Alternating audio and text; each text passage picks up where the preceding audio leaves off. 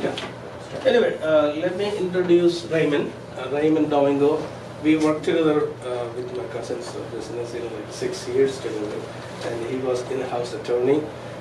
He's very specialized in healthcare and all kind of aspects of licensing.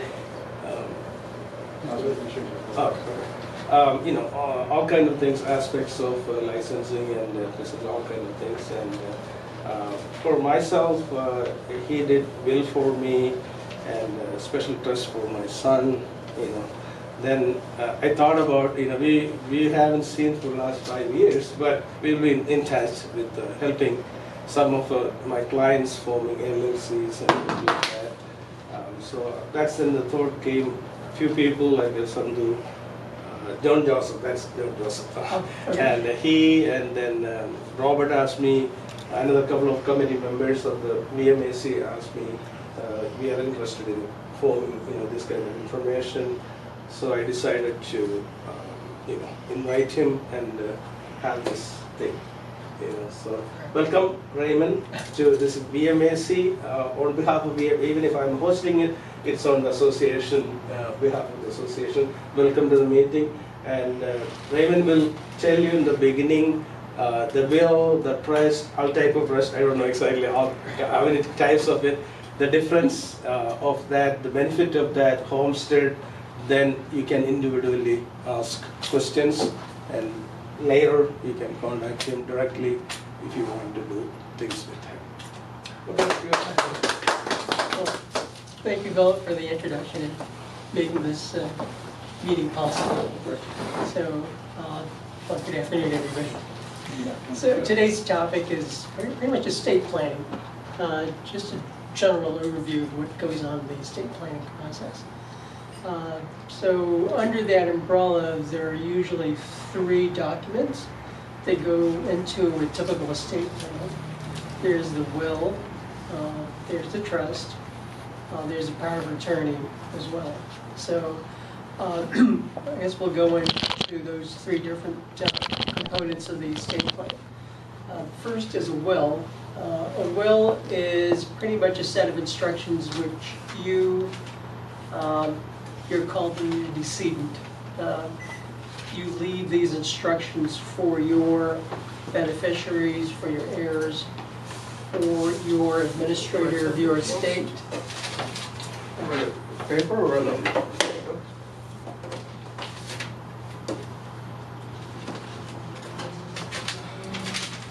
Do you want paper or pencil? We'll also share the video. Oh, okay. Okay. So, we were discussing the will. The will is a written instrument because the law requires that your instructions be in writing. So within that written instrument, you leave your instructions on how you want your properties to be disposed of. Meaning, for example, you want instructions regarding your house to go to whomever you designate. Usually people will designate their family members as the beneficiaries and the heirs. Property includes personal property in addition to real property. So personal property may take the form of household belongings, works of art, stocks, bonds, things like that. So that's one part of the will where you leave instructions regarding the disposition of your properties. The other part has to do with your obligations. Who's going to take care of your debts? Your debts, for example, your mortgage, your credit card debts,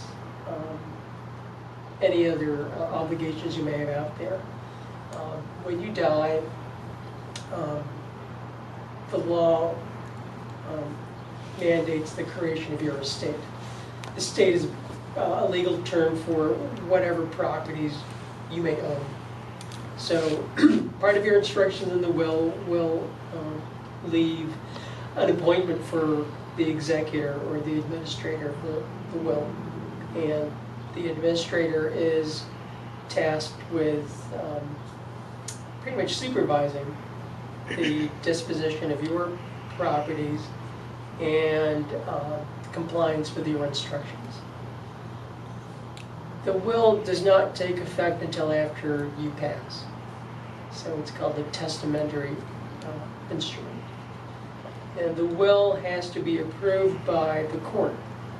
It has to go to probate, meaning an executor has to be appointed by the court.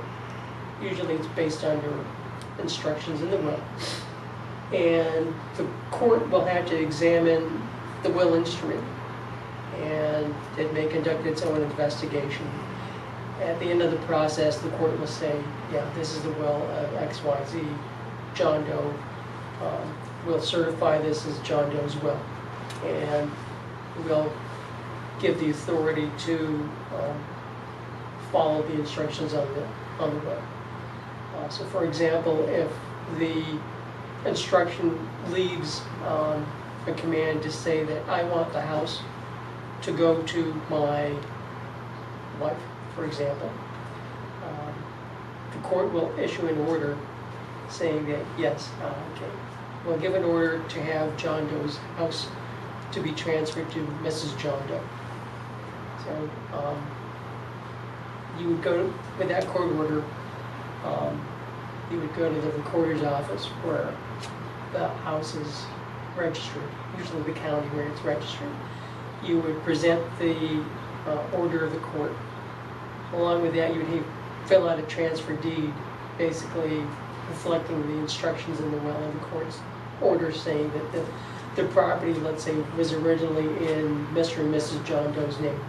So now the original deed will now transfer to the transferee with the command saying that the title of this property is now under Mrs. John Doe as a single woman. So if it has to do with real estate, you have to go through the recorder's office, and it has to be recorded with the registrar of deeds. So the other properties, let's say the house, I mean not the house, but the car, for example, the works of art, that can pass so long as you have a court order. But having said that, the permit process takes about, depending on the complexity of the estate, meaning what the instructions are, how many pieces of property need to be disposed of. That may be a lengthy process or maybe a short process. So it all depends on the instructions that were left and the size of the estate and the size of the group that are designated beneficiaries or heirs. So you can't dispose of everything until after the court reviews that and approves of it. And that'll take usually 18 months, so 9 months, 9 to 18 months, depending on, like I said, the complexity of the transaction. So what are the requirements for a will? The formal requirements are it has to be written. It can be typewritten, it could be handwritten. If it's handwritten, it's called a holographic will, meaning you can write the will in your own handwriting. It doesn't have to be witnessed, so long as it's in your handwriting, you sign it. And of course, you must have the legal and physical capacity to enter into a will, meaning you must have the wherewithal, mental capacity to understand what you're doing and leaving instructions as to who you're giving your property to, or leaving instructions for how you want the properties to be disposed of. So that's a holographic will where it's written. Yes? The will has to be notarized or? That's a second type of instrument where it's usually called a formal will where it's typewritten. So that requires that it's, you sign it, you have legal capacity. Hopefully you leave good instructions so there's no ambiguity. And then, to Philip's question, you don't have to have it notarized. A formal will just needs 2 witnesses. The 2 witnesses will have to see you signing this will, and they need to know that it's your will that you're signing. What's the purpose of those witnesses? Well, with a holographic will, the only evidence we have that you made it is your handwriting. So if we were to go to court and prove this holographic will, we would have to call on witnesses to say, yes, I know John Doe. I'm familiar with his handwriting. And based on this written instrument, I can attest to the fact that this is John Doe's. Yeah. So what if those witnesses are not alive anymore? That could be a problem. So usually if a will is that old, the wills are usually revised. We recommend wills be updated every 3 to 5 years, or when there are significant events in the person's life. Let's say they get married, they acquire properties, they dispose of properties, because the thinking is their instructions regarding those assets are no longer applicable if these things do happen. So, yes? That was my same question. What if the witness is, I'm an allergy. So No, it's okay. Yeah. What if the witness passes away? The same question. Yeah. So I guess we would have to go through secondary evidence. We would have to say that, yes, according to who witnessed the signing of the will, that happened. Yeah. So we would have to go for evidence to corroborate what happened on the original will signing. But generally, the formal requirements of the will, at a minimum, require 2 witnesses who have to attest to this, what they call a self-attestation clause. The clause at the end of the will instrument will say, I as a witness saw myself and the person who made the will, and another witness, we were there when this happened. Mr. John Doe himself said that he was signing this will, and from the looks of it, he looked to be of sound mind to me. He wasn't ill. He understood what he was doing. He wasn't doing it under duress. Things like that. Yes? Okay. I have a will. It's Okay. written by me and my wife together. Okay. It says that after both of our demise, Right. this will go to our children. Okay. It has been witnessed by 2 people. Okay. And it's also notarized. It is a typed version. Then we would consider it to be a formal will. That's not a The holographic will. court will accept that without. And now the question is, Yes. my wife is no more. Okay. Do I have to revise it? No, you don't. You don't have to. Because the will stands. Yes. As I said, the will take effect after you pass. So we have to assume that those are your final instructions. So that's the way it's written, that both of our, we passes away, this will go to, and we have nominees and everything set up that. Right. The next question, do we have to record or register this will? By record, do you mean having to go to court and have it Some approved? people are always saying, hey, we have to register. Is there a Recorded place with the to state, I think is what. with is there a place to register this or Right. record it? No, you don't have to record it. It's usually recommended it be recorded if it has instructions regarding real property. Yeah, it's about the house, real house is there. Okay, so I think the next step would be to probate it, have to go to probate and have the court approve Can it. you explain what is probate? Yes, as I said, the will won't take effect until after the court approves it. So you would go to court with the will, petition the court to open a probate case, meaning have somebody appointed as the administrator of this estate. Now, after I pass away, my wife pass away, Okay, the administrator of the will, can he take this to the court? Yeah. Instead of, he's the one. he's the one that, yeah. Okay, that's fine, I'm fine. But you have to probate it right before. No. you don't have to probate it early, no? No. The administrator The can. probate happens after the person who made the will Okay. passes. Yeah, because the will won't take effect until after the person's dead.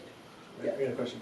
So when properties go to probate, does the, one, what's the cost associated with that? And then two, is it the cost going to the cost of the estate, or is it going to the executor? And then my other question on top of that is, do you have to reassess the property values after everything's completed? That's a good question. It's pretty comprehensive too. So probate costs are usually 3 to 4% of the size of the estate. So whatever the aggregate value of the assets that comprise the estate. That goes to the court, or it goes to lawyers' fees, or where does that actually? Both, those are probate fees. So they go to court, they go to the trustee, the administrative cost. What'll happen during the probate process is, so the court hears your petition to open a probate case, and they approve it. The next step is they'll approve what's known as a trustee. So it's a trustee's job to gather the assets of the estate, make sure that that they've covered everything. After they've When you mentioned the word trustee, who are you referring to? It's a person, usually an attorney, appointed by the court. Okay, got Yeah, it. it's an outside party. Okay. Yeah, a trustee, I guess, we'll go into that in the second part, which is related to your trust. So, but in terms of probate, there's a trustee that's appointed by the court, whose job is to gather the initial estate. Okay. Can I ask? Yes, You can appoint a trustee in the will. Can we do that? yes, you can. Yes, I have done that, that's why. Now, and next question connected to that. I'm in California, this has been written in California. Okay, our children may be in any state. Right. So do they have to come to California court for probate? And, or they can go to any state? Jurisdiction is. Jurisdiction. Yeah, you can appoint somebody out of state, but the problem there is it's kind of hard to do things by remote control. But then they can come here. Yes, they can. They can come here, it doesn't matter, even if they are still living in another state, Right. they can come to the California court, Right. present this will, Yeah. and get the probate and everything, and they are the trustees, so they can do everything. I guess just a point of clarification, nomenclature. When you use trustee, I think, I guess formally the term would be executor Executive. when it comes to the will, because as I mentioned earlier, the trustee attorney is a court appointed, so The executive. prevent confusion, right? So going back to the probate procedure, the trustee gathers everything, and usually the trustee in cooperation with the executor. Sometimes the executor is a trustee.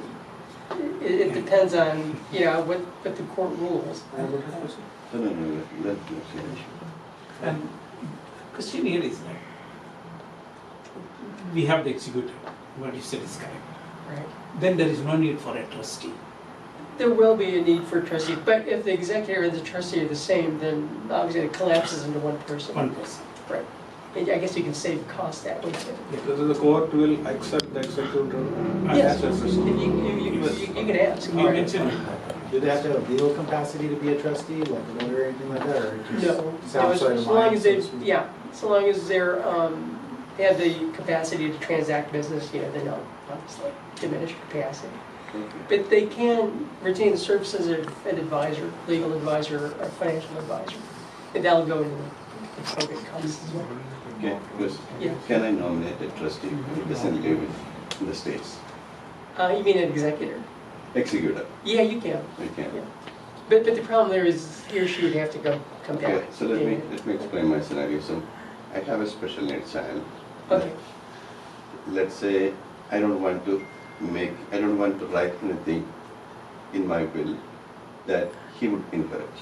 okay, I want to, I want everything, something that happened to me, I want everything to go to my my wife, next is my daughter. Right. That's why I want to write. I don't want anything to go to my son, but she is going to be his conservator. Has she been appointed the guardian or Not conservator? yet, but I will be doing it. Oh, okay. Okay, so assuming if something will happen to her, You mean the nominee to be the guardian? yeah, Okay. then what would be the process? In that case, I think a bit of planning would help. So if you're planning on using that mechanism, it would help to have like an alternative nominee. Have the first nominee, and in the event that the first nominee refuses or cannot serve in this capacity, I nominate so-and-so as a secondary nominee. That secondary nominee can be outside of the states. Yeah, Okay, right, so long as they know in advance that they're, obviously they're being appointed and they agree to that. but they will not inherit anything, right? The nominee will not inherit anything, or You can, because your question is going and overlapping with the trust. Because under the will, two scenarios are possible, right, with your situation. First, we have the status quo, meaning you already have an existing trust, the special needs trust. I don't. No, well, Oh. we're assuming, because Okay, okay. we're assuming you've already set it up. So your will state, I want the special needs trust to continue. Yeah, I know you have written a special interest, but I think the drawback to that, I don't know if it's a drawback. When, in my case, when my child, when he passes, I think state can claim ownership of that trust. Oh, you're talking about the clawback? Yeah. Yeah. Not with the special needs trust. The special needs trust is basically a shelter. So who will, I think his main question is, let's just say that you have the executor of the estate, and his son is the one that, it's property's his, right? He just wants to make sure that whoever's executor can't touch the money or do anything. not really, Or- not really. Or you're trying to get a pass on. If I create a special interest, Yeah. means that I'm kind of allocating a pool of money for my son, right? Yes, that's right. That's the purpose of the trust. Yeah, but when he passes, Your son. yeah, Okay. I don't want state to take the money. Right. Go to the Right. nominee. Nominee. Yeah. No, it's and I go back to that one because it's a trust question, not Okay, form okay. of will. Okay, we can go back to that one. Yeah. Okay. Although, like I said, tangential to that, in your will instruction, you can leave that instruction. Let's say, my wish is for the special needs trust to continue. That's one possibility. Or the other instruction you may want to leave is, I want a special needs trust to be created after I pass away. So, but that's a trust. My point is, you can leave those instructions in the will. There's a bit of an overlap, but in this case, the purpose of the will is to leave instructions after you pass. So we're talking about the will. Okay. Yeah. So we'll go back to the trust, Okay. in the next section. Yeah. So if two people wrote the will and one of them passed away, Okay. and then if you want to revise the will, is that possible with a single person? No, but I'm thinking, because it's a joint will, so you would basically, I guess, follow the instructions of the person who died. Yeah, but his situation now. They made a So will we together. made it together. He cannot amend it. I cannot amend it. Okay. Yeah. That's not it. So, in your case, you would go to the court, have this joint will probated, after which, let's say the court says, yeah, go ahead, it's approved, you can make the final dispositions. At that point, you can make your own will. Again, Yeah, I have a question. So if he's married to her, everything's community property anyway, so does he have to take that to probate, or does he automatically inherit everything upon her death because it's community state property? I'm just asking, I'm not sure. no, that's a good question. By operation of law, as you know, California is a community property state. So that means that your wife's community property share would go to the surviving spouse. Right? Unless, of course, you have children, in which case you would have to make allocations for the children, It's So, 100% to the spouse. to the spouse. So- It's 100% to the spouse. so in that scenario, do you have to go reprobate again, like like spouse passes away? That was my question, like, so if his spouse passed away and it's community estate, he's automatically inheriting everything? So he can just write a new will, right, or does he still have to go to probate Yeah. with that previous will? No, you have to go to probate, although the court will just say, yeah, by operation of law, this passes automatically. It's better to have the court's order to, want to memorialize that and to show that it is done with the process. It's also recorded because it's a matter of public document. At that point, he'll still have to pay the 2% probate fees and all that, or? Part of it, yes, but it may be expedited, so it may not be the full 3 to 4%. Yeah. Based on that, now, we have a will, we both made together, Okay, and I can keep this will if something, if after I get this, after my lifetime, my children, right, they can do with this will whatever they want. yeah. And there we have made how it has to be distributed. Right. I think I understand your point, Sam, because the joint will would still be in effect because both of you left instructions. Yes, Right. Okay. Yeah. it's same instructions. Yeah. So it's identical. Yeah. So you necessarily don't have to revise the will, the original will be in effect. The only thing, yeah. if only you want to revise the bill, then you want to reprobate. Yes, Yes. that's right. Yes. So going back to Sam's scenario, Sam and his wife left instructions in a joint will. It's not separate, right? It's one document where both of you signed it. Okay, then in which case it's in existence. Although after your wife passes, you can revise the will if you want, because I can revise it you can revise it. in case Through of the the court. change. But through the court? Not when you revise it. It's when Sam passes. Oh. And when his heirs go to court and have that subsequent will probated. Otherwise, you can let the original joint will stand. Okay. So in that case, he's not amending the existing, though, he's creating a new one. Yes, right. He can do that. Because at that point, it's his will now. His wife is out of the picture, so. If there is, I want to make sure that this, actually I help some people to create a will. Okay. And then there, some people tell, oh, you have to register this. They are pressing me, do you have to register, do you have to register? Because they're constantly asking me. I said, there is no need, but I want to make sure that there is no need to register the will. Well, there is no need to register the will, Sam, because it's not in effect. It doesn't go into effect until after Yes. the person dies. So while the person's So alive, you don't need to register the will. If somebody tells that, okay, you made a will, you have to register it, no, you don't have to. Yeah. But the important thing there is the will is a valid will. Valid. It's made by a person with the capacity to do so. They've observed the formalities of the will. It's a written instrument, they've signed it, or they have two witnesses if it's a formal will.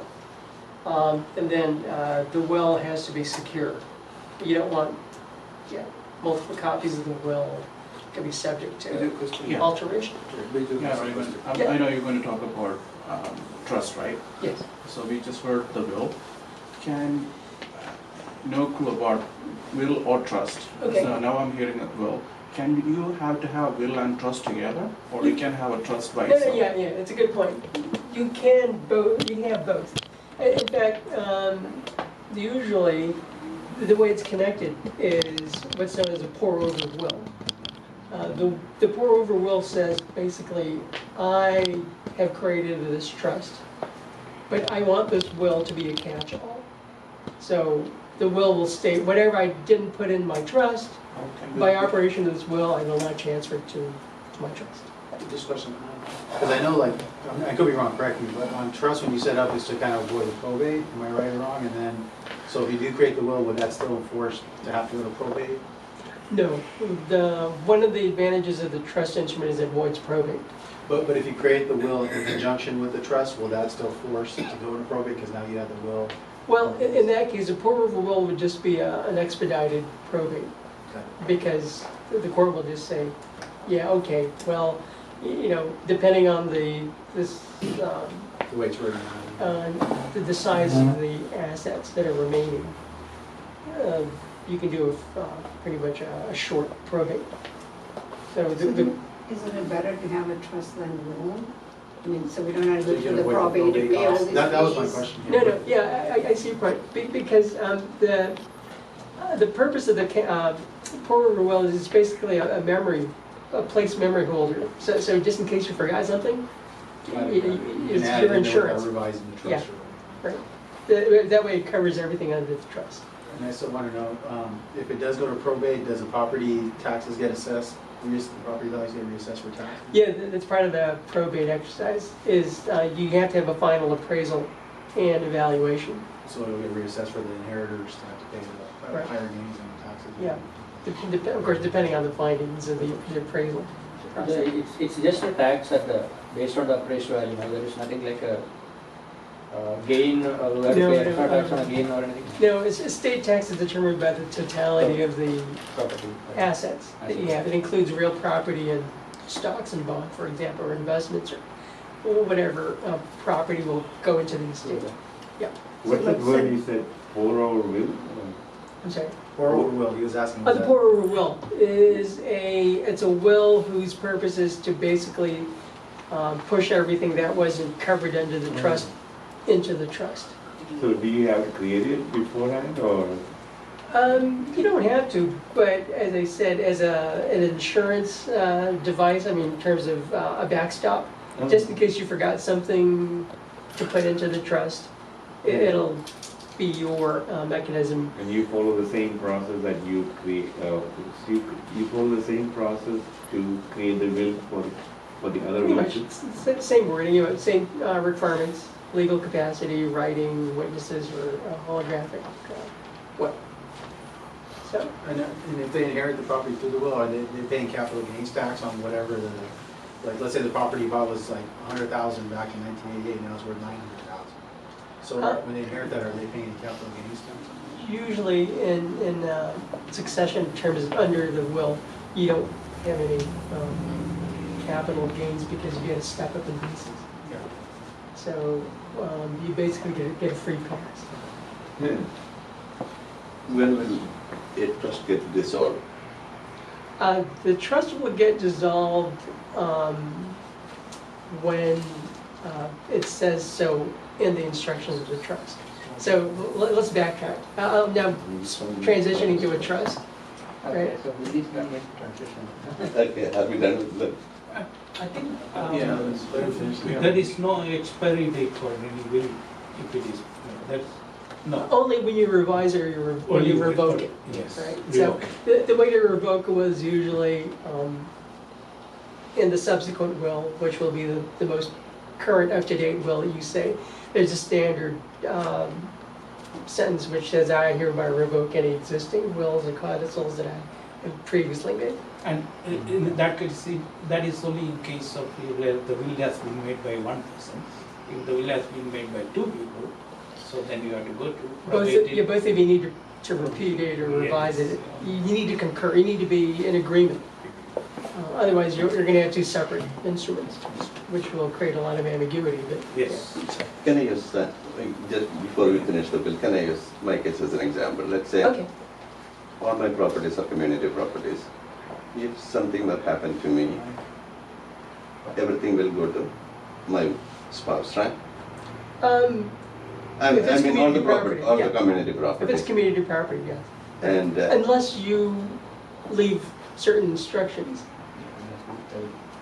Yeah. okay, can I say in my will, even though all the properties are community properties, everything needs to go to my daughter? Well, you can, right. Oh, I can? You can. It's not automatic that it go to your wife. That's a default. That's a default condition. But you're free to leave instructions, for your daughter. Let's say. But my daughter cannot take, when I say community property, I think I thought both will come same right? Means 50% is mine. I don't know what is. Yeah, so what'll happen here is, let's say you have an asset, and either you or your wife passes away, right? So one half of that is community property, so it'll go to you. But your wife can also say, well, I don't want it going to you, I want it going to my daughter. Only that part of it. Only other Only part. that part, that Okay. was, yeah. Okay, so let's assume have written a will. Okay, something will happen to me, everything goes to her, and something happens to her, then That's her will. oh, then it is going to be her will, right? No, Or something happens to me and my wife, say. yeah, well, say. what people usually do is they leave contingent instructions, meaning if this happens, I want this to happen. If this condition happens, I want this to happen. So you're saying write it out in case something already. It's Okay. pretty much a series of contingencies. Series of You're- contingency like The this. other question I have is, I'm just clarifying, is your daughter a minor too, just in case? No, she is Okay. another. She's Okay. another. And I figured- Here is my question related to all this. Right. Many of the people, one of the children may be disabled, so we cannot entrust them. And now, when we make the will, okay, if something happens to both the spouses, Okay. the executor will be the child who is good, in good health and mental, but he or she cannot take everything. We can make it in the will until the other child is alive. You're describing a trust situation there, Sam. Yes. Which is- Maybe going back It is not executor. Okay. Executor is somebody who name as specifically, not the child automatically doesn't come as an executor. Yeah, you can name the executor as long as they have capacity to do so, meaning they're of age and they're not, incapacitated. Got my point. Yeah, it's- I think we are now the periphery of will, so. Right, yeah, We now need to go to. Any more questions? Yeah, we're ready to, I guess, transition to Anything the after this, trust. he'll charge us. The meter's running, just kidding. So that's a good segue, because the trust and the will usually go hand in hand. The example that we talked about was you would leave instructions in your will to create a trust for the benefit of, let's say, a child that's not able to do so. The trust will require what's known as a trustor, the person who has the property and is creating the trust. It requires a beneficiary or beneficiaries, meaning the properties or the assets have to go to a designated heir or beneficiary. The important thing is, well, not the important thing, but the distinguishing features between the trust and the will are, the will takes effect when you're living. You don't have to wait until you pass away for the trust to happen. Two, it avoids probate, because by operation of law, it goes directly to your heirs without having to go to the court. Three, it's private. Nobody can look into the will if they have no business. They're not connected with the will. Are they a beneficiary? Well, they can, they're interested, but if they're not connected to the will, then they have no business looking into the will. And the will, it doesn't take that long to administer. But there's no probate process involved with a trust, sorry. So those are the distinguishing features between a will and a trust. So the trust, like I said, requires the trustor, which is a person who has the properties, and they need to leave instructions on, how they want it disposed of. Are you guys familiar with the living trust? Is that the same as trust and living trust is different, or living trust is the one thing? Living trust is a subcategory of the trust. So a living trust is made by the person the trustor, and at the same time, that person is also called a trustee. Because what the law recognizes is a trust is a separate entity. So even though it's not a person, it's considered to be an individual. And by having said that, then somebody has to be responsible for managing or operating the trust. And this is where the trustee comes in. Typically, in a living trust, the person making the trust is called the trustor. And the person administering the trust is also the same person called the trustee. Trustor and trustee can be the same person. Yes, that's what the feature of the living trust is. Okay. So the living trust basically is for the benefit of the person making the trust. In this case, the language will say, while I'm alive, I want the trust to do the following.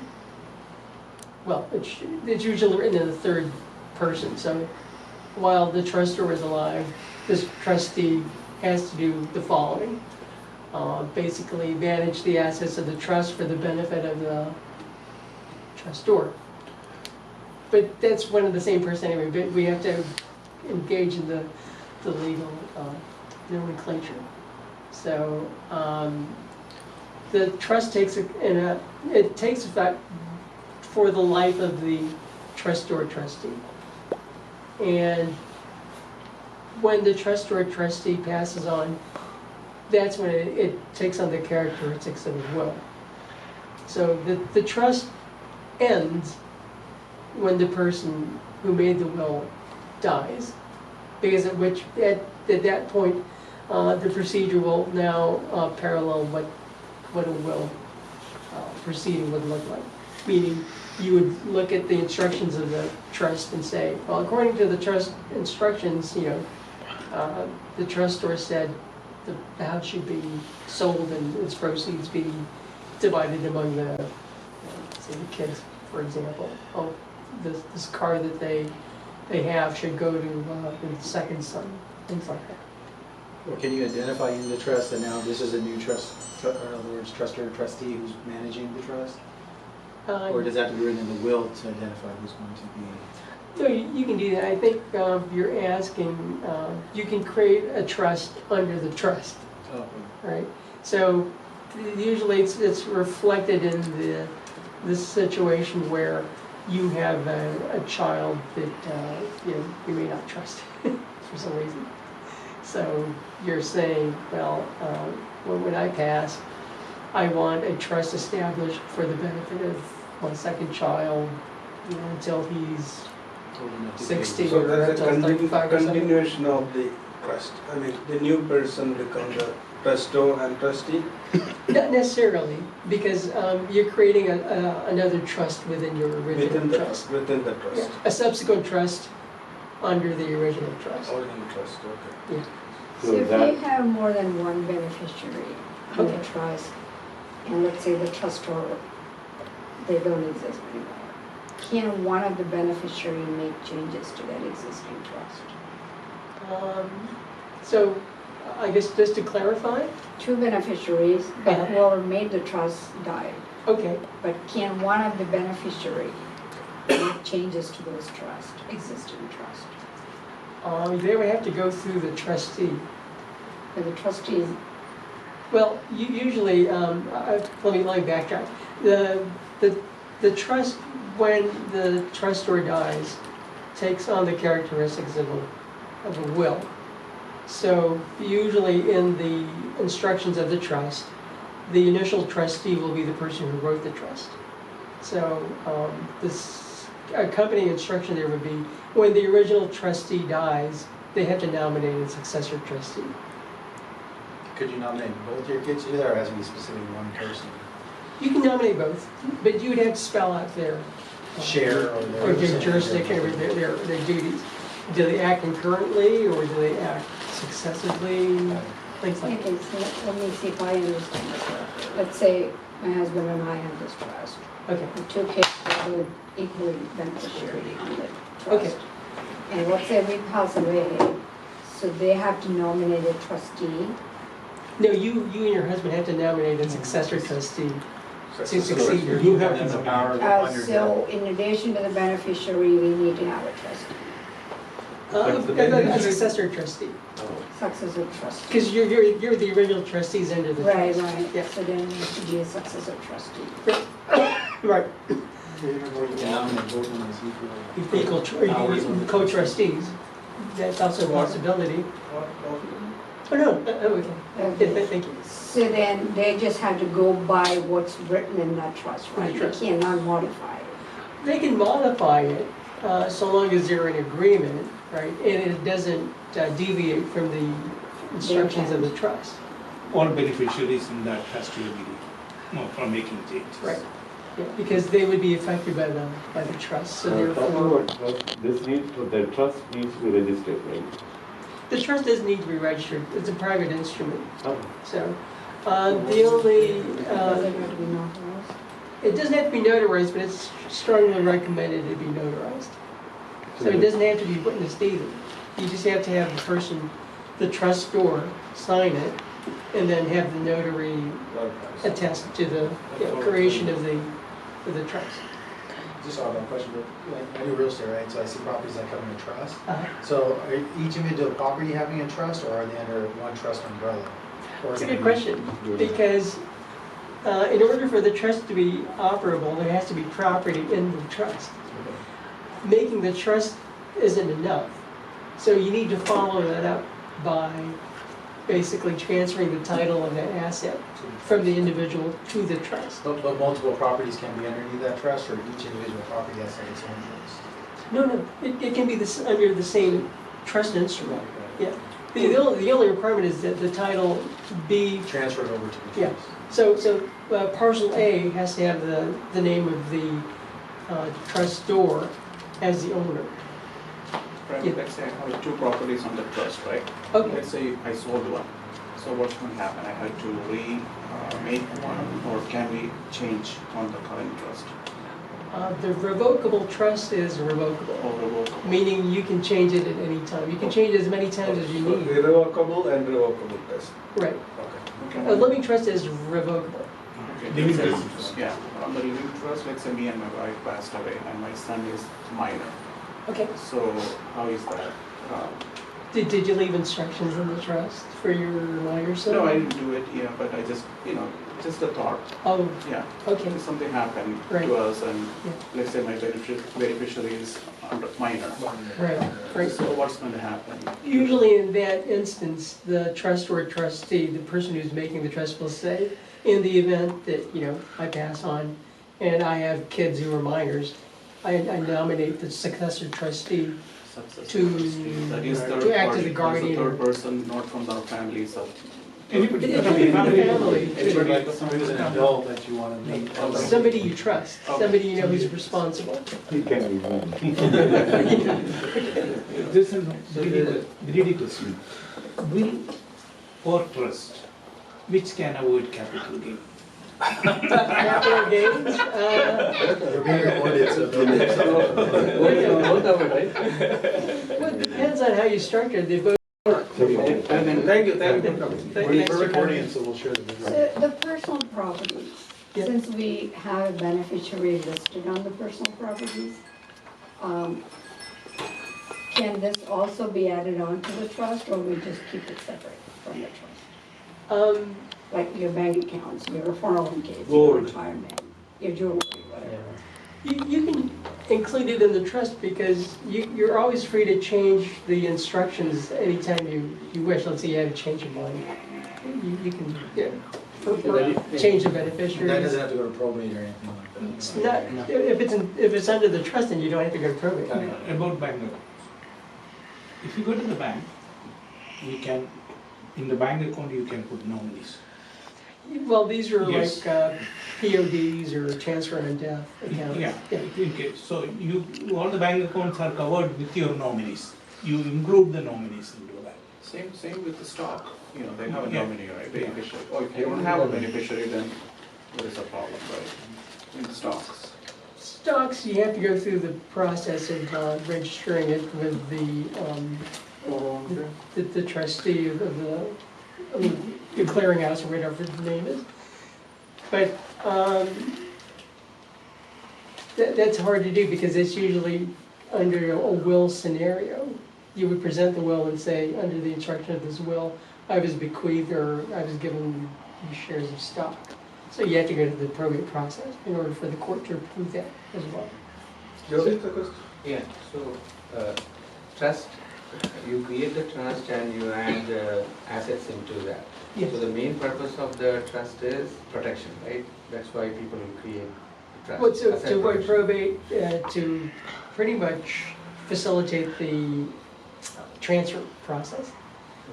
But you bring up a good point because whatever's in the trust is now subject or covered by the trust. If it's not in the trust, then it appears like it never was, it never belonged to the trust. It belongs to the same, the person individually, so you have to go to probate to get that.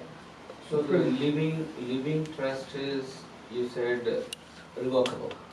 A living trust is revocable, yeah. That means that doesn't give the protection, if, asset protection, right? If, for No, example, you get into a serious accident. It does. Revocable just means that you're free to change it during your lifetime. But somebody can, so for example, a person who's having a irrevocable trust got into an accident and created a huge mess, and somebody can come behind this person and the assets are under the trust. So if it is revocable, court can recover the money from the assets under the revocable trust. Is that the case? It would depend on the factual situation because, let's say, they transfer the assets to evade, an obligation. The court will step back and say, this was done under fraudulent purposes, so we're not going to allow that. Just a question of clarification. So a living trust is something you can modify while you're still alive, right? Yes. But an irrevocable trust is something you establish so that your kids cannot modify it once they manage the trust?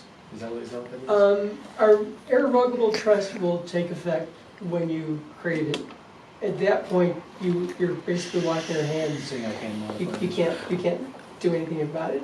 An example of an irrevocable trust is what's called an irrevocable life insurance trust. So under that scenario, you establish a trust whose whole purpose is to own the life insurance. But you yourself, even though you paid for that insurance policy, no longer own it.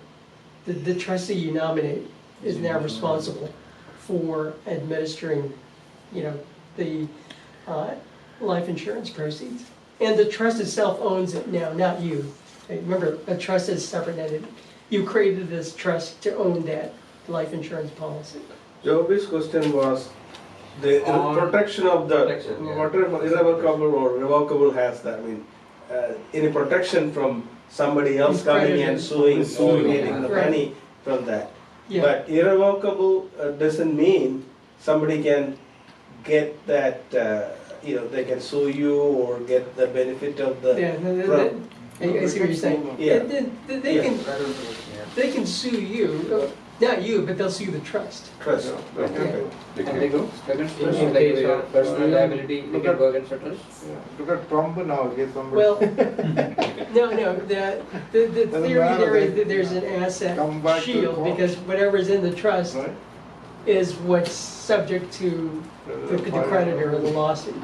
You can't go beyond the trust and, reach out to the personal assets of that person unless they signed a guarantee or some sort of joint obligation with the trust.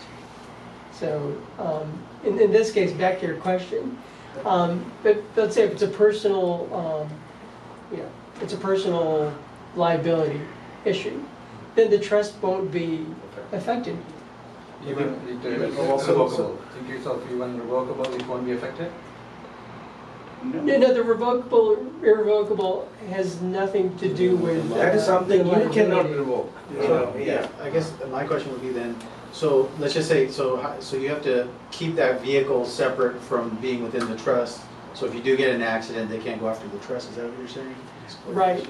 right? Because that's one of the reasons why they don't recommend like a vehicle to be Underneath your under trust. the trust, Just because, your home assets. yeah, because in that case, the trust will now be involved. Okay, so I guess one more question I have, just for clarification. Let's say I have multiple properties. Would you advise, and I'm just trying to get clarification on this, having an individual corporation set up for each property and then having those underneath the trust to oversee it? How does that work? I'm sorry, I don't mean to. No, that's a good question, because usually, what I've seen in practice is, they would establish a separate LLC For each for individual? each parcel, for each property. What that does is it separates the liability. Of the It's- property. Yeah, it's- property. It's contained within that LLC. But would you also create a trust to oversee that, or does it just, the LLC just, that's some part I'm No, confused yeah, about. you get two separate issues there. First is the liability issue. So the LLC serves to limit the liability to that particular Yeah, asset yeah. parcel. The trust itself can maintain that shield separately Like for it each. oversees it? Yeah, So can that trust start an LLC under the trust? Can an LLC be started? it's a two-step process, right? So first you create an LLC for the parcel, and then you execute the trust in saying this parcel Inside, Goes into the inside trust. So the other way, like leave that LLCs on a property parcel. Can we have a LLC under a trust? And I have another question after that. Can we have a LLC under a trust? No. What is It's the not relationship of the LLC to the trust? Are they transacting We can- business with the Not trust? a LLC, but as corp or something. Anything like that can be built under the trust? You Register can. under the trust? Yeah, because remember, the purpose of the trust is basically facilitate transfer when you're, So I have a When tricky you question get- because I'm asking. Sorry, somebody told me like, yes, you can have an LLC under the trust, and when you retire, your retirement funds can be funneled into the LLC under the trust without paying tax. Retirement benefits or pension benefits we can transfer, that is why I'm coming to. no, Can no. it be done? Well, the purpose of the trust isn't to evade. I mean, That's a tax CPA question. evading is not, Yeah. I mean, wherever you invested tax-free money to somewhere, then, you had to pay tax, I mean, if you pay tax, you can really avoid some penalty or something when you. The retirement is for the individual. Yeah, that's right. Right. And it But- is, when they give it, they automatically deduct tax. Yeah, that's what I'm saying. Only the individual can claim that. When you have the retirement money, like whether it's a pension or a 401k thing, when you pull money out of it, you have to pay tax on it. Yes. So my question is, instead of pulling yourself that money, can that be Assigned to a trust? Yeah. Is that what you're talking about? funneled into under a trust or under LLC under a trust? I don't think so, because remember, the pension fund is to the person. To the It person. doesn't transfer. Doesn't go Can to it be transferred, right? Yeah. Yeah, that's the question. Otherwise, you'll incur a taxable transaction to the receiving party.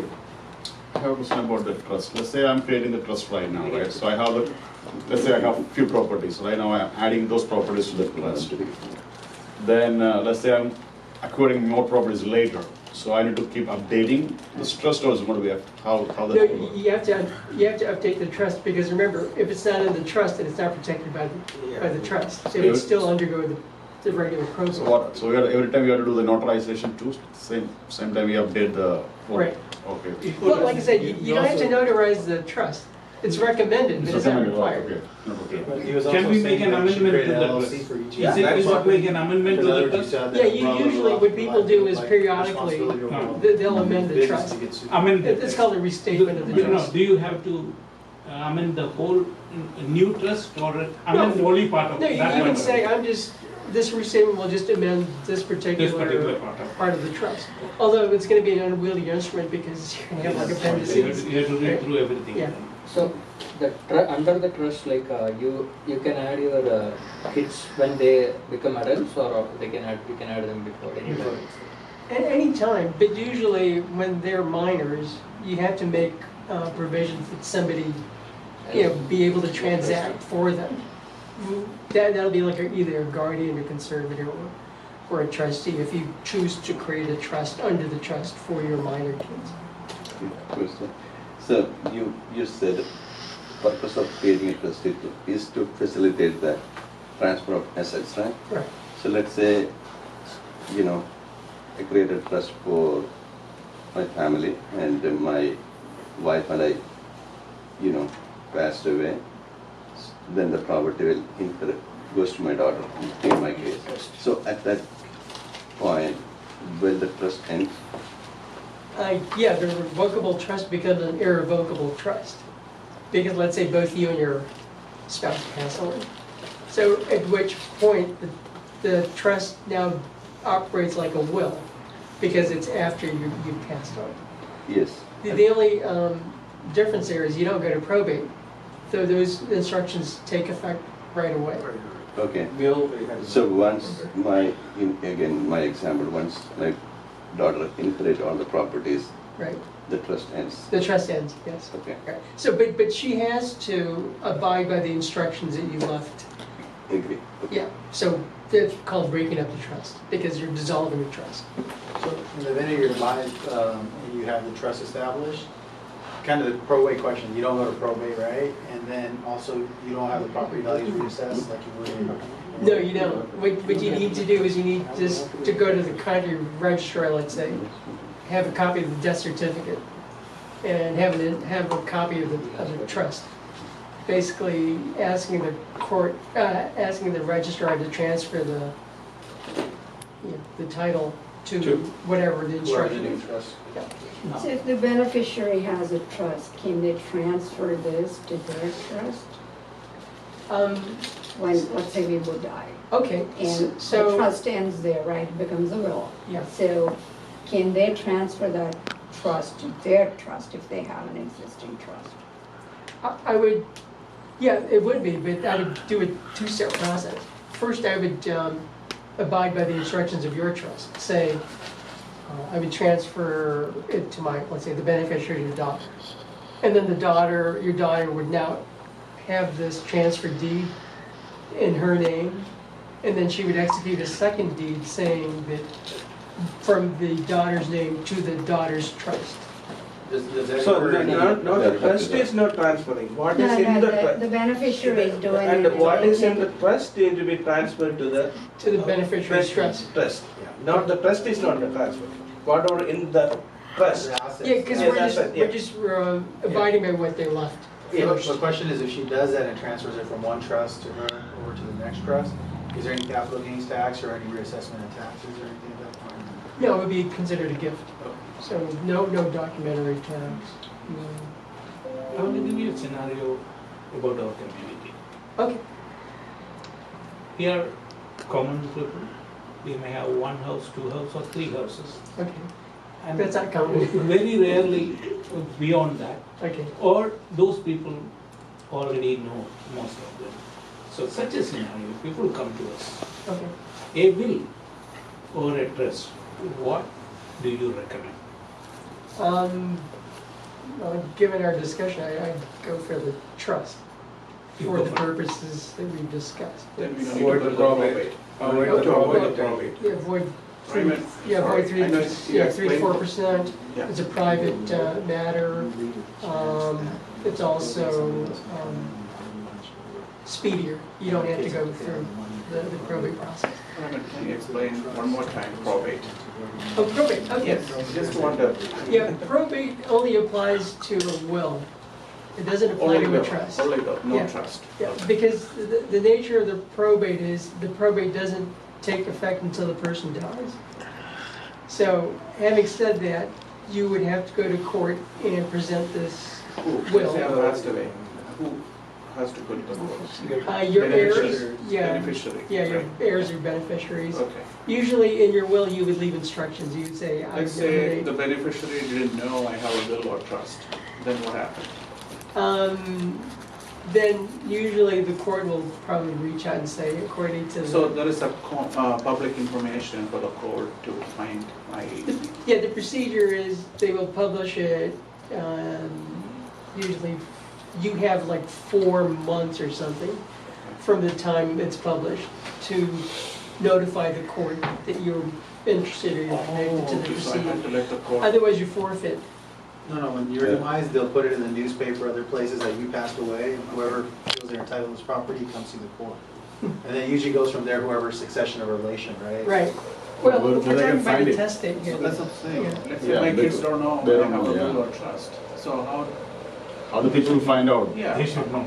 But yeah, See. first they should know. They They should should know. know. They They should should. know. Beneficiary must know that you are. Yeah. you Okay, are- So But we you gotta make give the a trust, document. you have to communicate with your Exactly, beneficiaries. right, right, yes. So, because okay. otherwise it's That's just gonna what I'm saying. complicate the process needlessly. think So, the so, normal- procedure is you notify your beneficiaries. There's let's no say, point you in know, hiding anything. Yeah, Okay. I created Yeah. this will, the That's a will good- is good answer, secured thank you. somewhere, maybe in a bank Just know, vault. Unless you're scared you have a lot, they might do something to you. Or you can just disclose it to the nominated administrator of the trust, of the will. Let's say, because usually you would have to designate an administrator in your will If they're minor, document. if they're minor. Not necessarily if they're minor. We have a lawyer too. But Yeah, usually people will deposit in the lawyer's offices, and the lawyer will be the one to notify, you know. Oh, we don't, our community people don't go that far. Yeah. Okay. So if no one comes forward, the state takes State it. will, yeah. Well, yeah, if you don't if they don't know, or you don't leave any instructions, the state will divide your property according to the statutes, not according to what you left. That's why a trust is recommended, because you're forced to be explicit in your instructions. So the state already knows the trust is the one controlling the asset, right? Because you. Yeah, for the deed. and also if you communicated your intentions with your trustee. So So the there- trustee has a fiduciary duty to make sure that they follow your instructions. So let's say there's no trust or will. It's called an intestate succession. States will take What the over. the court will just go through the statutes and say, according to degree of kinship, this group takes first, and the secondary degree, they take. They makes a decision for Yeah, you. they make the decisions for it. It may not reflect what you want. And then your children, and then your relatives. Yeah, it's called, But even that, the state needs to know, like somebody has to claim that, right? Otherwise. Yeah, otherwise it will go to State. the court's the state's very good about that. They have an office for that particular purpose. So is not there, even they don't know will is there or not. They will announce it there, publish it there. Yeah, what'll trigger it is because nobody's paying any taxes on that property. They go, oh, what's going on here? So. So you they'll recommend step in. that will and trust is the It can be. safest way? Yeah, the original scenario would be the pour over will using a catch-all I think it's provision to funnel everything into the trust. It is will and trust together, it can be. Yeah, You can also have a pour over trust, right? you can, but you would be creating two trusts. Yes. So there's no need for So that. if there's a will, it will pour over Yeah. to the trust. Right. And the will would have no cost to it, because a will, you just write the will. Whereas with a trust, you need to maintain a separate tax ID for it. You know, because you need to go through the process of maintaining the existence of this trust. Question on the trust, like you and spouse wrote the trust and there is, the kids are beneficiary. When both of you are passed away, then it automatically becomes, but the properties under the trust will automatically become there, or they have to dissolve the trust, anything they have to do with the trust? No, it becomes theirs, but they have to go through the process of notifying the registry of deeds. The procedure for that is you have the death certificate, you have a copy of the trust instrument. And are they just identifying now that they're the trustor or trustee? They become automatically truster under, or What do they identify? trust will go away. No, they're the beneficiaries of the trust. So you just point to the provision in the trust saying, when I die, the property on XYZ Street belongs to my daughter. So your daughter would just go to the registrar's office with a death certificate, get a copy of the trust instrument, point to this provision, and then execute a transfer deed. It'll be in her name now. So any amendment to a trust is a sub-document. Yes, it has to be documented because it reflects the current instructions. Add on, Yeah. an add-on to the trust. Or it could be an amendment, Amendment. or an add-on, right? Who does that? You can do that, but usually a lawyer will, Lawyers. because they're familiar with the original instrument. Right, I have one question. Let's say that when I do the trust, right, it will be registered by county, right? County or court? If, So no, it's not registered, Not but if it, recorded in the, yeah, let me clarify it, Yes. because if it has to do with real property, it has to be registered with the county recorder. so they know I have a trust. If something happened to me, they have that record. Instead of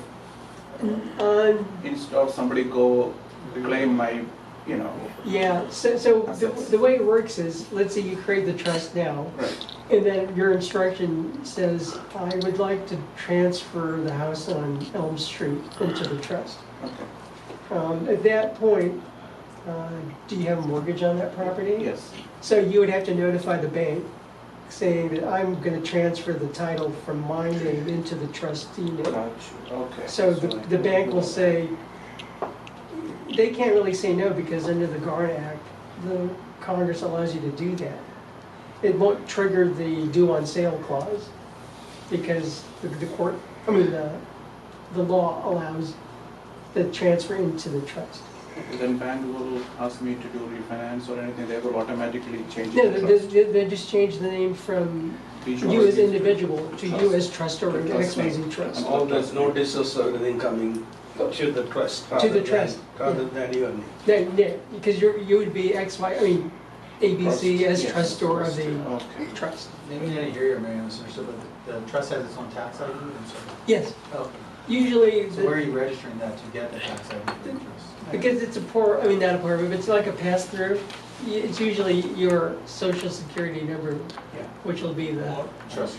yeah, Oh, the trust ID. That's a, But you just need to keep separate records or concurrent your own records. personal versus a trust. Right.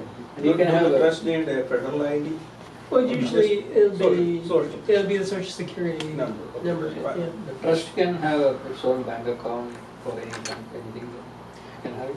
You can, but normally what you would do is you would transfer the existing bank account in your name to the trust name. Trust me. But Yeah. It'll save you, transaction costs, because you don't have to transfer money, you don't have to open up a bank account, you just need to transfer a title to the existing money.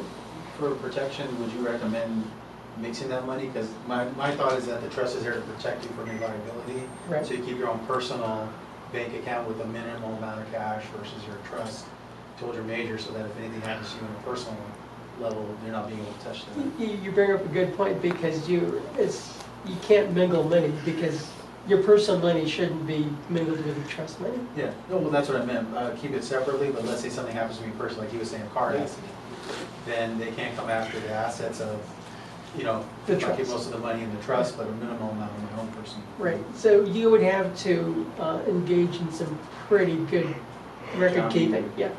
And that's the way to do it, because the trust is a separate account. It's a separate entity, so it should have its own business So transactions. anything related to the trust transaction come through the trust, and personal things has to be Right. maintained separate. Yeah, because the law gives you a duty to act in the best interest of the trust. Doesn't mean your personal interest, it has to be the trust interest. So if I have a house, a trust created, and then I have investment properties, they're producing income, that income goes to the bank account of the trust, not to my own personal account. Yeah, if you want to maintain the revocable trust, and because of those advantages, then that's a practice I would recommend. And then, let's just say I want to get paid out of that for something else, my own personal going on vacation or something like that. I paid, that's already been taxed on a level, or do I have to pay taxes on that, or the trust pays its own taxes and then I pay my personal taxes? Sorry, maybe that's a question for an accountant. No, the trustee is allowed to be reimbursed under the trust, because the trustee is doing things on behalf of the trust. Usually, you can leave that instruction, my trustee is allowed to. But I guess my question is, that has already been taxed as income through the tax year, or when I get that money from the trust for my own personal use, is that taxed for me as an income. It's a matter of timing, right? So usually the rule is when you have realized the income is when you're taxed. Trustee or trusted? There you go. Here is my question. All questions were centered around the property, houses and all those things. Right. But our people are entering into stock market. Okay. So when we talk about stock market, and we can incorporate that also into the trust. Yeah, the procedure there, Sam, would be to transfer stock certificate into your Sam as individual to Sam as trustee of Sam Trust. So it's just changing the notation on the stock certificate. So that way, your successor trustee can step in your shoes without having to go to probate. Because the way the titling is worded is usually to the trustee of XYZ Trust and or his successors. Usually every investor in the stock market has got a company which manages that. Brokerage company. Okay. Usually the brokerage company asks for a nominee. I know from outside the country, I know this problem. You can have a nominee Right. if suppose something happens to the stockholders. Okay. So I think here also that system is there. That's what I think. You can have a nominee with the brokerage. That's operated under contract law principles. So, but just to be clear, you can always use that trustee designation to make sure that the trust provisions will be carried out. Okay. So one question about the tax. Right now, let's say I'm starting a trust right now, right? So it's going to impact the way I'm doing my personal taxes for IRS? No. Because you said we have to, the mortgage, now I'm not installed, me paying, right? Now the trust is paying. Right. So how that will impact? It won't, because remember, you're the trustee and the trustor at the same time.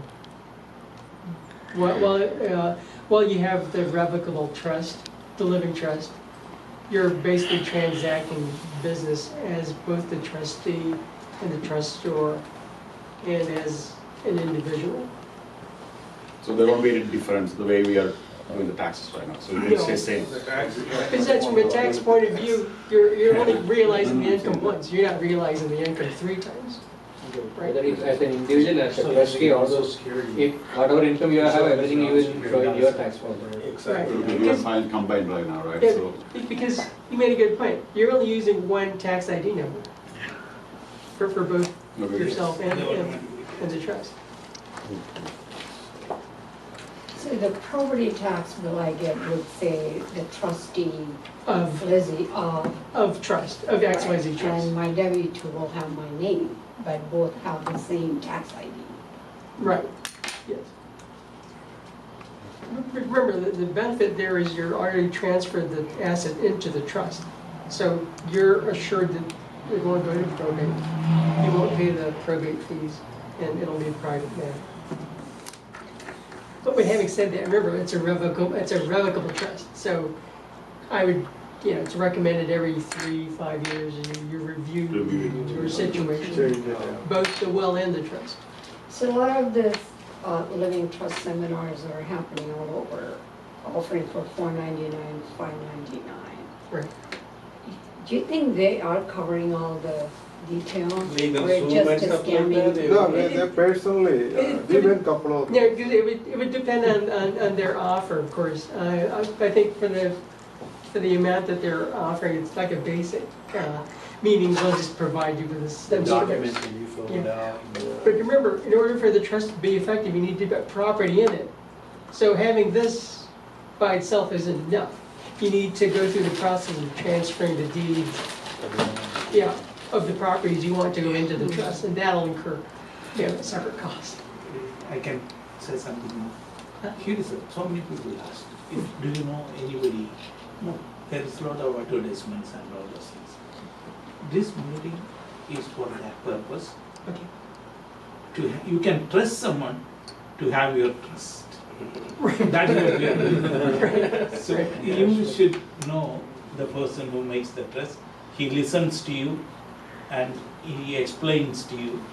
So that's what this purpose of this meeting. Right. Hopefully it'll clarify or answer any questions you may have about. I think part of the question is, if you don't have the right person establishing the trust or helping you do it correctly, is there any potential for loss or liability for your inheritors of the property or Certainly, because it doesn't reflect your wishes or what? Your the- wishes. Yeah, like a legal Zoom saying, you Yeah. go there I and mean, fill that's out what I think your the question thing. was, Right, right? Yeah, you will Yeah. get a document, So- but you don't know, nobody really, So for example, you got this deal for $4.99, but what you got out of it was this They just really gave you nice some. looking folder, and that's it. So, let's say when you pass, you're thinking, oh, I've transferred everything into my trust already, even though your beneficiaries find out. No, it's not, just got a piece it's of empty, paper. yeah. So you need to do your due diligence to find out, what it is you're getting, and does it reflect, what you wish. Homesteads. Next one is how much? Covered, we can How go much to will it Homestead. cost? Yeah, on an average, you After get, you- what So, range? I mean, if any other question, we can go to Homestead. I guess one question I have, Yeah. how much do you typical establish a trust, like with a good lawyer? So you do everything, my question is, you do everything, right? It's beginning of the end? Yes, he's an attorney. Well, see, it depends on the complexity of the Yeah, you can situation. say, Let's like say- somebody come to me and do, how much you charge for tax return? I could do for $150 to $1,000, depends on, what your I would just complexity. say Complete. I would say he charges for the hours. Unless and you the see that. questions. Average Give you an cost. example. Let me address that, because usually they give you a flat fee, right? I mean, let's say for XYZ, this is how much we're gonna charge you, or they could charge you by the hour, which would be more expensive. So I think when you're talking to the attorney, it helps to have your facts laid out. That way they don't have to go back and forth. No, this $4.99 and all, when you go there, they will ask you and then keep adding to that. Right, Depending on your assets. yeah, because it depends how complicated. Let's say you have like assets overseas, you want that get carved out, or something, you have like That's the question. 10 beneficiaries you want basis. to. If you create a trust, you give a right for assets outside the country can be part of it. It can be. Usually what you would do is you'd go to the foreign court and ask them to respect the wishes of the court here and your wishes that you trust that you made here. And usually they'll do it because it's a matter of courtesy as well. Unless, of course, it's contrary to the laws of the other country. Let's say you purposely disinherited a child, but the law of that country says, no, all children are considered the same, whether they're outside or inside the family. You can't discriminate against. You can include the properties, but at the time when you are ready to, like you passed away, then for the next beneficiary to get one, they have to go to the court to honor this trust. Yeah, they would have to go. They would have to go to court to the different country and say, yeah. So we can add international property to our trust? You can, right. The California courts would honor it, of course. What you would have to do is you'd have to go to the foreign country and say, we have a ruling from the California court, would you please respect that? That's when we get that in writing. Would you have to transfer the title ownership from that to the trust? Beneficiary to get that. Yeah, you could do that as well. Then go to the. But it depends on the procedures there, right? But usually if you could just capture and say, my wish is to add this property in the foreign country to my trust. Just to get an idea, I'm sorry, a typical scenario, maybe one or two properties here. Everything's, pension, whatever, 401. How much, kind of, typical, how much would it cost to create a trust? A trust? No, not a complicated, 2-3 properties. Well, usually The way I've seen it is, they would charge you a fee for this. If you do everything. Oh, if you do everything. Yeah, if you do everything. He's saying how much would you charge somebody to set something up? Including bills, trust? Oh, Trust, yeah, I'm asking for trust. Oh, trust. Yeah, I guess I can't give you a figure right now, but I would describe the process to you, how I would do it.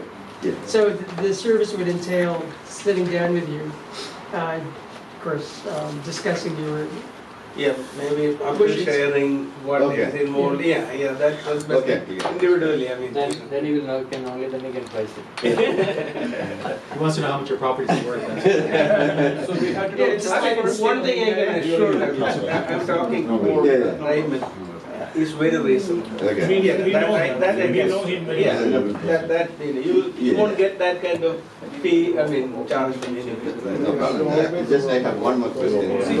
Can we spend a few minutes on special interest? I'm kind of debating whether to create a special interest or trust my daughter, who will take care of my son. So I don't want to get into special interest. Would you recommend creating a special interest? the special interest is there to protect. That child. Yeah, that child. And it's also as a carve out, because the way the special interest works is, in order for you to be eligible for, say, Medicare, there's a spend down requirement. Right? Okay. So in other words, your assets need to be below a certain threshold. But a special needs trust will not prevent, it'll protect those assets from the spend down requirement, because it's a set aside for the purpose of protecting that child. Okay, so where I was going is, what happens to that trust when that beneficiary passes on? Deceased.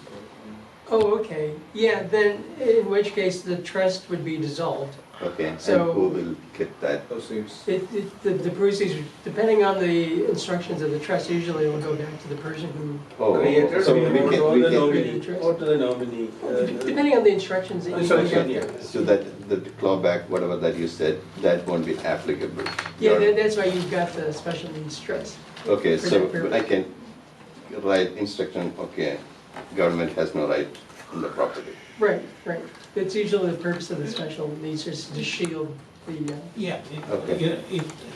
the same question, like, there are two beneficiaries, but suppose something happens to one beneficiary, okay. other beneficiary can claim all. It depends on your instructions there. Yeah, you Because can decide, let's say yeah. I have two kids, let's say the kid number 2 passes on, my instructions are then this second kid's share should go to the surviving kid. So you can put it in that. If there's no instruction. If there's no instruction, then you would have to go through the intestate. Probably.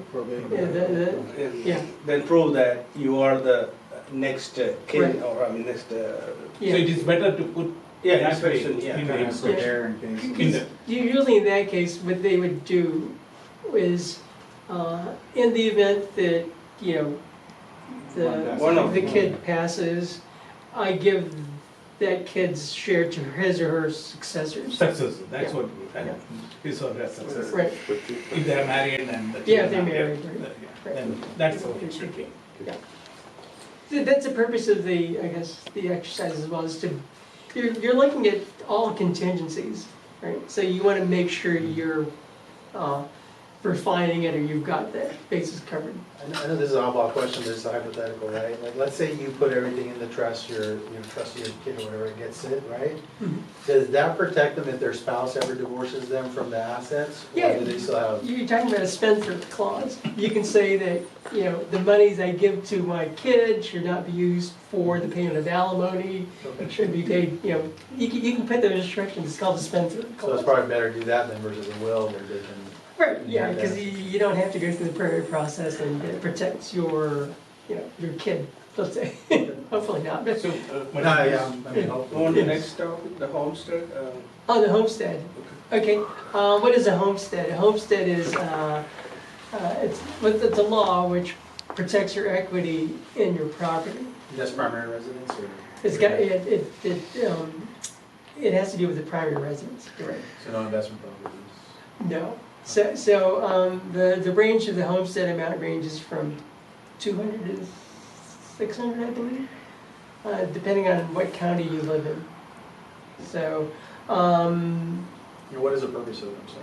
it's to protect your equity in the property. So like if somebody sues you, they can't touch down much of the equity based on what the loss is. Right. So you have two kinds of homestead, right? The undeclared and declared. The undeclared is the automatic by operation of law. But the undeclared homestead only protects you from a forced sale of your property. So the mortgage lender will always have recourse to your debt, of course, because they need to get paid. But You get sued or something like that. well, the scenario is you've got the mortgage lender and you've got a judgment creditor. And they come in and say, I want to enforce my judgment because let's say they got a judgment against you. That's the judgment creditor, not the mortgage lender. So they say, I want to force a sale of your property because I need to enforce my judgment. So under the undeclared homestead, you're protected.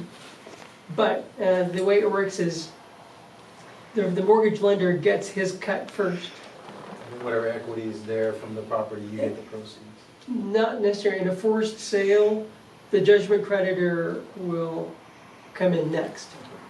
So under that scenario, there may not be Money left over. any money left over. But with a declared homestead, you're protected because the scenario would be the mortgage lender gets his cut first, and then you can claim your homestead amount before the judgment creditor steps in. Second, you are the second in line. Yeah, instead of the judgment creditor. Yeah. So the homestead doesn't apply, of course, if you use Taxes or federal tax. Yeah, it doesn't apply to federal, like the IRS comes in and imposes a lien on your property. You can't invoke the homestead law. And then if you use the property as collateral, you can't use the homestead law. It only applies to your principal residence. That's if, like, let's say you get a car accident, someone's suing you for Somebody your personally home. sue you. That's or what's something. protecting you, Yeah. right? Yeah. What is it, actually an instrument of insurance or something? No, it is, it's a So what is state. it? Homestead? A homestead is, It's protecting the it's to equity. protect the equity in your home. The So your trust will do the investment. same thing? The trust won't do the same thing? No. Trust No, won't protect the No, equity? the trust won't do that. So then we don't need the umbrella policy, the insurance is selling, so you get this, you're protected Umbrella, for. that's There's a limit, insurance. this homestead has a limit, but 200 to 600. that's only what Yeah, you. you can't claim Some the full, protection, yeah. you can't claim the full equity. No. Okay. Yeah. Let- Unless, of course, your equity falls within that range, then. You know what, I think just to clarify on his question, so what if your property's in a trust, can you still file a homestead for that? Is it your principal residence? Well, I guess that's the question, right, because let's say you're putting it in a trust to prevent you from having that liability in case you get in an accident. Right. So would you still file it, can you still really file a trust under that, or, see, I'm kinda confused on that aspect, that's what I'm trying to figure it out. You understand Yeah, my no, question? you could, because under the revocable trust, you're the individual, but you're the trustee and you're the trustor. So, yeah, under that scenario, you can file it. But if you do file the homestead and it's in the trust because you're trying to separate your liability, and something happens legally there, can they still come after the assets in the trust now, because they're all tied together, or? No, you're only limited to that particular asset. And then is it also true that you can't file a trust to protect against once you're already in a judgment? Yeah, that would be called a fraudulent transfer. Right, so you have to establish the homestead prior to any kind of yeah. judgment. Right. As an example, the special needs trust, or the spend down trust has a 5-year look back period. So in other words, there's a presumption that if you create the trust within 5 years of, let's say, applying for Medi-Cal, it's not a special needs trust, it's basically a trust. Let's say for yourself, you want to apply for Medi-Cal.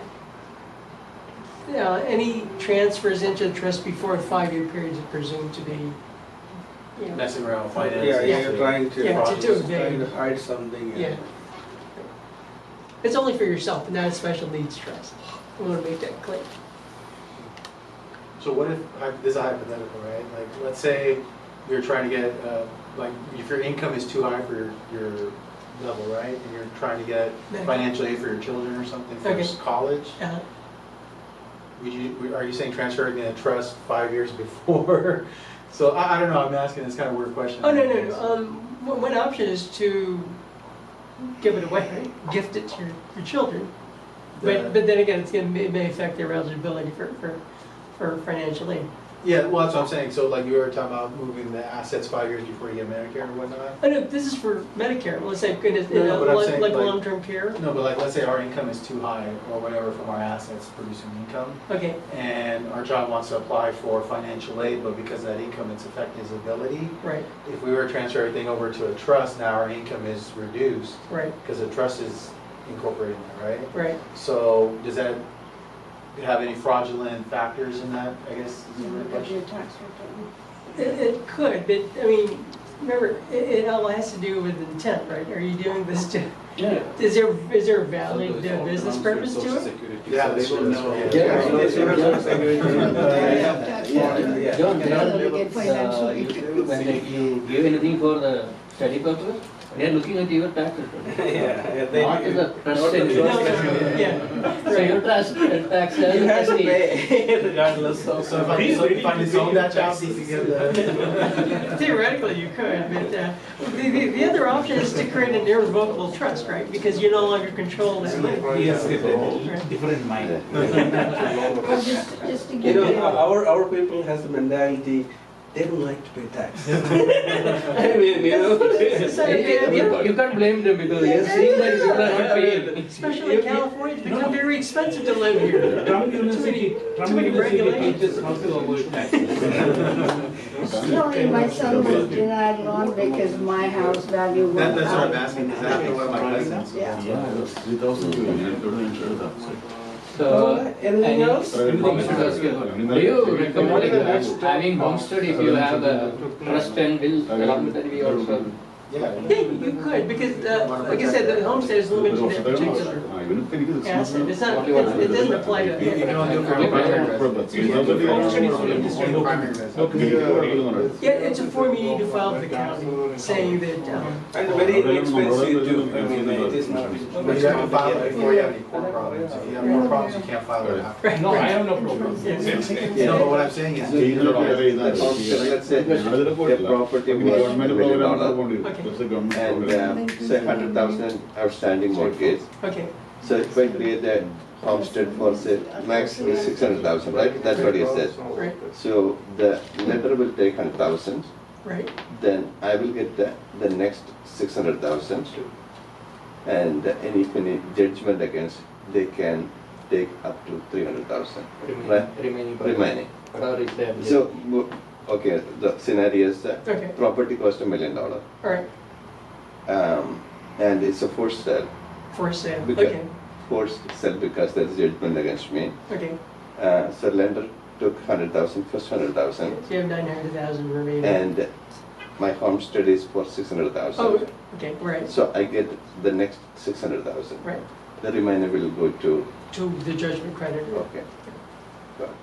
It's in a, I mean, that's not a forced sale, that's a voluntary sale. That's the one I just said, okay. Because in a forced sale, both the lender and the judgment creditor get their cut first. Oh, I And then if see. there's anything left from the homestead amount, that goes to you.